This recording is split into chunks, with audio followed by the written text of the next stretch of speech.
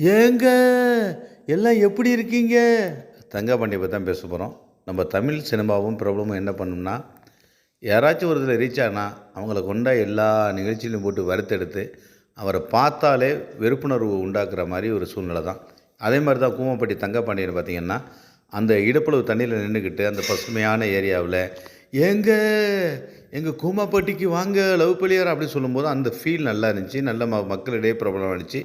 இவர அழைச்சு கொண்டு போய் ஒரு டிவி ஷோவில் போய் அவர் கெட்டப்பெல்லாம் மாற்றி அதை பண்ணி இதை பண்ணி அவங்கள டோட்டலாக அவுட் பண்ணிடுவாங்க. அது மாதிரி தான் கானா பாலா இது மாதிரி நிறையா பிரபலங்கள் பார்த்திங்கன்னாக்க அவங்க எல்லாத்துலேயும் அவங்கள யூஸ் பண்ணி ஃபோனை திறந்தாலே அவங்க வர்ற மாதிரி பண்ணி டோட்டலாக அவங்கள வெளியேற்றுறது தான் இந்த தமிழில் அவற்றோட ட்ரெண்டு.